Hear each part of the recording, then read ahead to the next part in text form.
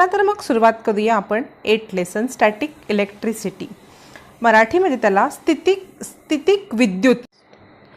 Do you have experience of the instances given below? What is the cause of this effect? म्हणजे तुम्ही काही अनुभवले आहे का या प्रसंगामध्ये, तसे का घडले हे आपण बघणार आहोत. A plastic comb or ruler rub on a dry hair attract piece of rubber.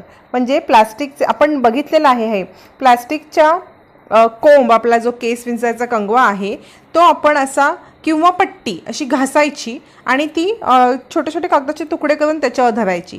ते कागदाचे तुकडे पट्टीकडे अट्रॅक्ट होतात. पुढे दिले दुसरं, if we pass near a polyester curtain again and again it gets attract towards us. म्हणजे आपण जर पॉलिस्टरच्या पडद्याच्या जवळून सारखी ये जा केली तर पडदा आपल्याकडे अट्रॅक्ट होतो. आणि थर्ड आहे, if we rub a blanket with our hand and take it near a metal object a spark is seen in the dark. अंधारात ब्लँकेटला घासून ब्लँकेट हाताने घासून धातूच्या वस्तूजवळ नेला तर आपलं स्पार्क म्हणजे एखादी ठिणगी पडल्यासारखी दिसते. असे इन्सिडन्स किंवा असे इन्सिडेंट तुम्ही अनुभवले आहेत का? बघा, आपण बघूया पुढे इलेक्ट्रिक चार्ज हे कशामुळे होतात आपण त्याचं पण हे बघणार आहोत पुढे. Do you know of other such instances? तुम्हाला असे काही अजून प्रसंग माहिती आहेत का? बघा, आता आपण पुढे जसं जसं जाऊ तेव्हा तुम्हाला एक एक कन्सेप्ट क्लिअर होईल. पहिला आहे इलेक्ट्रिक चार्ज, मराठीमध्ये विद्युत प्रभार. What the above observation tell us? These examples are just a glimpse of the electric charge that all objects in our surrounding hold in abundance. म्हणजे ही उदाहरणं जी आहेत ती फक्त इलेक्ट्रिक चार्ज आहे, त्याची एक झलक आहे छोटीशी. इलेक्ट्रिक चार्जची एक झलक आहे. Electric charge is stored even in our own body. आपल्या बॉडीमध्ये सुद्धा इलेक्ट्रिक चार्ज साठवलेला असतो. पहा, आपल्या बॉडीत सुद्धा असतो. All subject are made up of very tiny particles. Electric charge is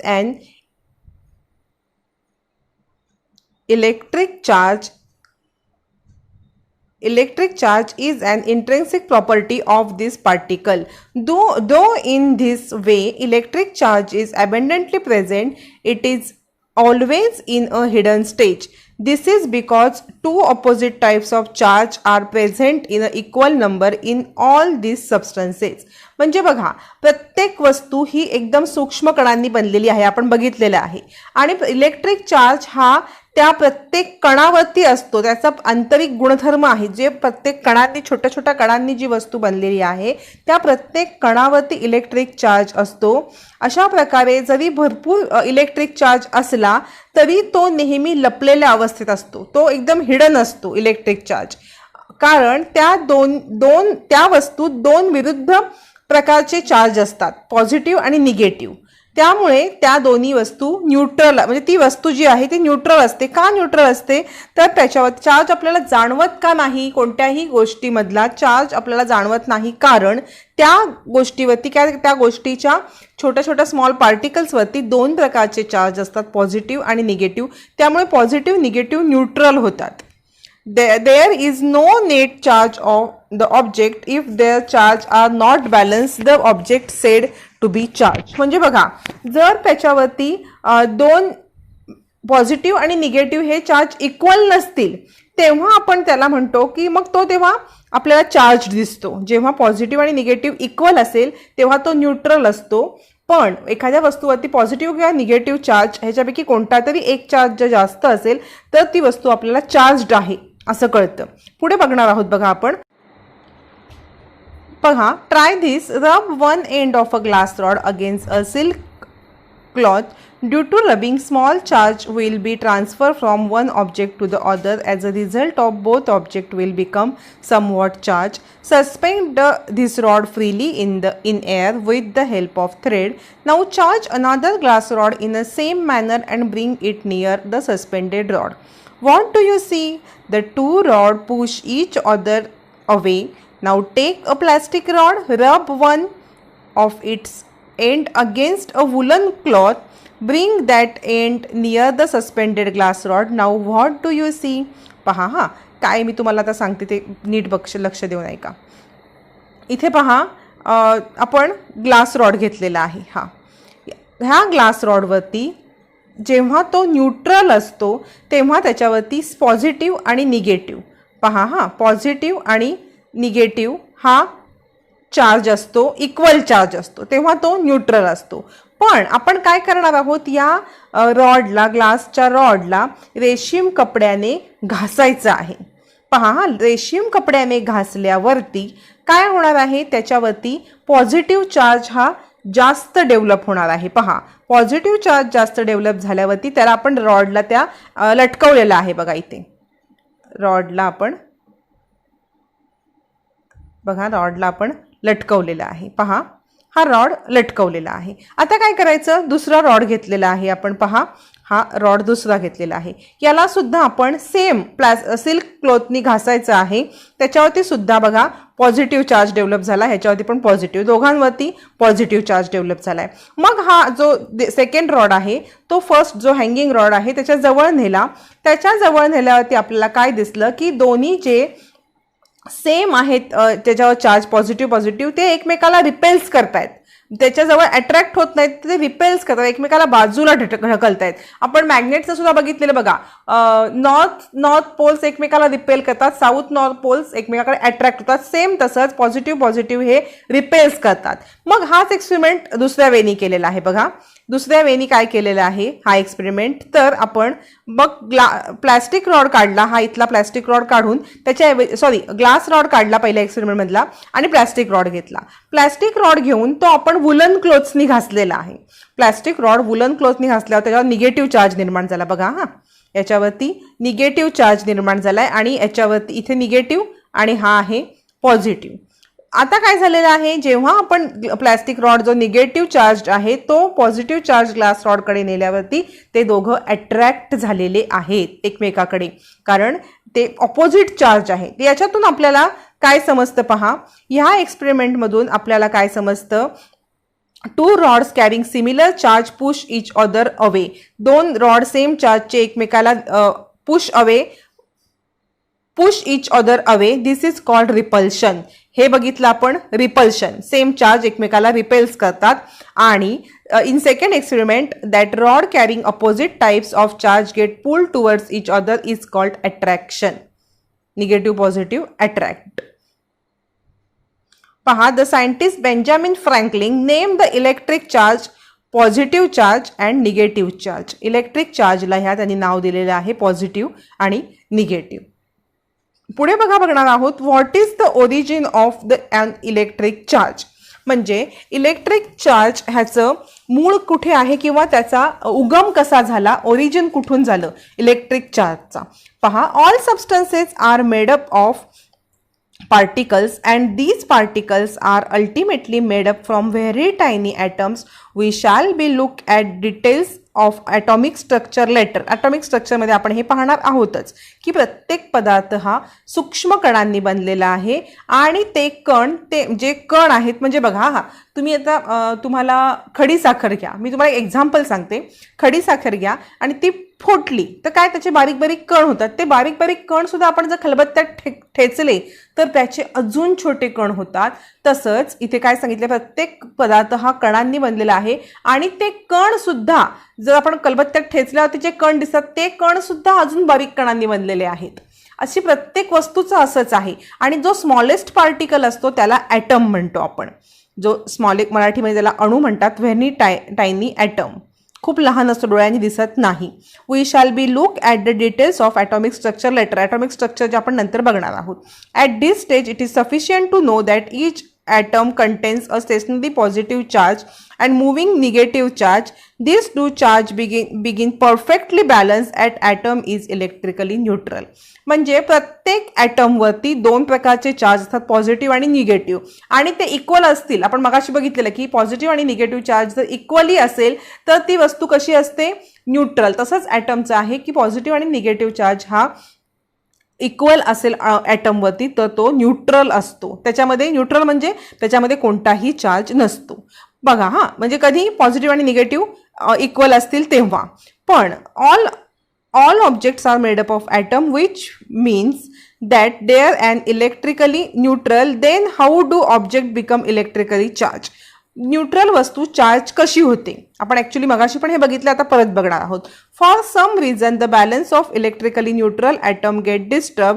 for example when certain object are rub against each other the negatively charge particle on one object go to the other object. म्हणजे मगाशी पण आपण बघितलं की glass rod हा neutral होता, पण त्याला आपण सिल्कच्या कापडाने घासल्यावरती त्याच्यामध्ये पॉझिटिव्ह चार्ज आला. सेम तसंच इथे सांगितलंय की जेव्हा आपण विशिष्ट वस्तू एकमेकावर जेव्हा घासल्या जातात तेव्हा एका वस्तूवरचे निगेटिव्ह चार्ज पार्टिकल दुसऱ्या वस्तूवरती जातात आणि ज्या वस्तूवरती ते गेले त्या वस्तूवरती निगेटिव्ह पार्टिकल्स जास्त झाल्यामुळे पॉझिटिव्ह पेक्षा ते चार्ज होतात. तसेच जर निगेटिव्ह पार्टिकल्स असतील गेले तर ती वस्तू ज्या वस्तूकडून निगेटिव्ह पार्टिकल दुसरीकडे गेले तर ती वस्तू जी वस्तू आहे ज्याच्यामुळे घासले तर त्याच्यामधले निगेटिव्ह पार्टिकल कमी झाल्यामुळे पॉझिटिव्ह पार्टिकल तिथे आपोआप जास्त झाले. हे बघा इथे तुम्हाला एक एक्झाम्पल दिलेलं आहे. बघा दोन हे एकमेकांच्या वरती रब केलेले आहेत, बरोबर. आता काय झालेलं आहे, दोन हे रब केल्यामुळे एकीकडचे निगेटिव्ह चार्ज, बघा मी तुम्हाला सांगते नीट समजून. हे बघा इथले हे दोन निगेटिव्ह चार्ज दिसत आहेत, हे इथून आले, ते बघा ॲरो दिसत आहेत, हे इकडून इकडे आले. आता इकडून इकडे 3 होते इथे निगेटिव्हचे साईन. आपण एक समजून घेण्यासाठी फक्त बघूया. 3 होते त्यातले 2 इकडे आले निगेटिव्ह, त्यामुळे या वस्तूवरती निगेटिव्ह चार्ज किती 5 झाला आणि इकडे निगेटिव्ह चार्ज किती झाला 1.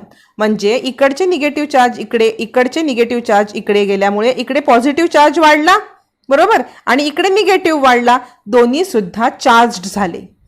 समजते का. इकडचे निगेटिव्ह इकडे या ह्याच्यावरचे निगेटिव्ह इकडे गेल्यामुळे इथे निगेटिव्ह जास्त झाले आणि इथे निगेटिव्ह कमी झाले, पॉझिटिव्ह जास्त झाले. दोन्हीही बॅलन्स असतील तरच न्यूट्रल असतो, पण त्यांचं बॅलन्सेशन बिघडलं म्हणजे त्यांचं निगेटिव्ह जास्त झाले पॉझिटिव्ह जास्त झाले की ते चार्ज होतात. अशा पद्धतीने हे दोन्ही सुद्धा चार्ज झाले. ह्याच्यावरती पॉझिटिव्ह चार्ज जास्त आहे, ह्याच्यावरती निगेटिव्ह चार्ज जास्त आहे. घासल्यामुळे इकडचे निगेटिव्ह इकडे आले, त्यामुळे इकडे निगेटिव्ह कमी झाले, इकडे निगेटिव्ह जास्त झाले, दोन्ही चार्ज झाल्या. थोडक्यात हे समजून घ्या. म्हणजे घासल्या जाणाऱ्या 2 वस्तूंपैकी एक होते, बघा हा इथे तुम्हाला दिलेलं आहे, आपण सांगूया, बघूया.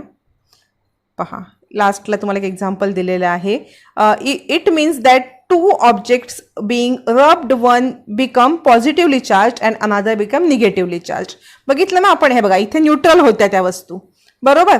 याच्यावरती न्यूट्रल होत्या, इथे आधी सुरुवातीला त्या न्यूट्रल होत्या, मग आपण त्या इथे घासल्यावरती काय झालं, इकडचं निगेटिव्ह पार्टिकल्स निगेटिव्ह चार्ज इकडे गेला, त्यामुळे इकडचा याचा निगेटिव्ह चार्ज हा कमी झाला याचा आणि याचा निगेटिव्ह चार्ज हा वाढला. त्यामुळे एक झाली निगेटिव्हली चार्ज, एक झाली पॉझिटिव्हली चार्ज. बघा आता इथे फायनल काय झालं, ही वस्तू झाली निगेटिव्हली चार्ज. पहा ही वस्तू झाली निगेटिव्हली चार्ज कारण इथे निगेटिव्ह चार्ज जास्त आले आणि ही झाली वस्तू पॉझिटिव्हली चार्ज कारण इकडचे चार्ज इकडे गेलेले आहेत. समजतंय तुम्हाला. पुढे बघूया आपण. पहा पुढे बघूया आता. पहा पुढे आपण एक ट्राय धिस दिलेलं आहे. तुम्हाला काही मटेरियल दिलेलं आहे, paper, polythene, nylon clothes, cotton clothes, silk clothes etcetera. आणि प्रोसिजर काय आहे, first take object mention in the chart near some small piece of a paper, observe what happen. म्हणजे काही इथे बघा ऑब्जेक्ट्स दिलेले आहेत, तर काय करायचं, ह्या सगळ्या वस्तू आपण कागदाजवळ न्यायच्या आहेत आणि नंतर दिलेल्या साहित्यावरती घासायच्या आहेत आणि परत कागदांच्या तुकड्यावरती न्यायच्या आहेत. तर आणि ऑब्झर्व आपण जे आहेत ते इथे आपलं ऑब्झर्वेशन आहे ते लिहायचं आहे. म्हणजे बघा इथे काय दिलेलं, paper, polythene, nylon clothes, cotton clothes and silk clothes etcetera. ह्या प्रत्येक वस्तू आता बलून जवळ ह्या सगळ्या वस्तू न्यायच्या आणि ह्याचे 5 ऑब्झर्वेशन तुम्ही काय येतील ते नोंदवायचे आहे तिथे. असं एक तुम्हाला एक्सपेरिमेंट दिलेला आहे. इथे दिलेला आहे बघा, always remember each atom is electrically neutral if it has equal amount of positive and negative charge. If for some reason negative charge decrease, the atom become positively charged. हे आपण मगाशीच बघितलेलं आहे की त्याचा निगेटिव्ह चार्ज एखाद्या ॲटमवरती किंवा कोणती वस्तू म्हणा किंवा ॲटम म्हणा, एखाद्या ॲटमवरती पॉझिटिव्ह आणि निगेटिव्ह हा दोन्ही चार्ज इक्वल असतात. त्याचा एखाद्याचा पॉझिटिव्ह चार्ज कमी झाला की तो निगेटिव्हली चार्ज्ड ॲटम होतो आणि निगेटिव्ह चार्ज कमी झाला की तो पॉझिटिव्हली चार्ज्ड ॲटम होतो किंवा वस्तू होते. आणि ॲटम काय दिलंय की निगेटिव्ह चार्ज डिक्रीज झाला तर तो ॲटम पॉझिटिव्ह होतो. मी आता मगाशी सांगितलं थिंग्सचं, आणि आता ॲटमचं काय, ॲटमवरचा निगेटिव्ह चार्ज डिक्रीज झाला की ॲटम हा पॉझिटिव्हली चार्ज्ड होतो. पुढे बघा, पुढे तुम्हाला दिलेलं आहे डू यू नो मध्ये about 2500 years ago a Greek scientist named Thales found that features are attracted towards a rod of yellow colored amber which has been rubbed against a woolen cloth. Amber is called electron. म्हणजे बघा 2500 वर्षापूर्वी Thales या Greek scientist असं लक्षात आलं की पिवळ्या रंगाचा रॉड हा ॲम्बर म्हणजे ॲम्बर त्याला लोकरीच्या कापडाने घासला तर याच्याकडे अट्रॅक्ट होतात फिदर्स. बघा इथे against woollen cause electron Greek language there is property of amber to attract things that name electricity by Thomas ब्राउनने त्याचा उच्चार ब्राउनने. म्हणजे काय केलं त्याने बघा की हा रॉड आकर्षित करतो आणि ॲबरलाच ग्रीक भाषेमध्ये इलेक्ट्रॉन म्हणतात. ॲबरला ग्रीक भाषेमध्ये इलेक्ट्रॉन म्हणतात. म्हणून ॲबरच्या या गुणधर्माला थॉमस ब्राउनने इलेक्ट्रिसिटी हे नाव दिलेलं आहे. काय नाव दिलं? इलेक्ट्रिसिटी. हा बघा, हा थॅल्स आणि हा थॉमस ब्राउने, दोघांचे पिक्चर आहेत ते. पुढे आहे फ्रिक्शनल इलेक्ट्रिसिटी. पहा, या लेसनमध्ये आपण इथे थांबूया, या व्हिडिओमध्ये इथे थांबूया.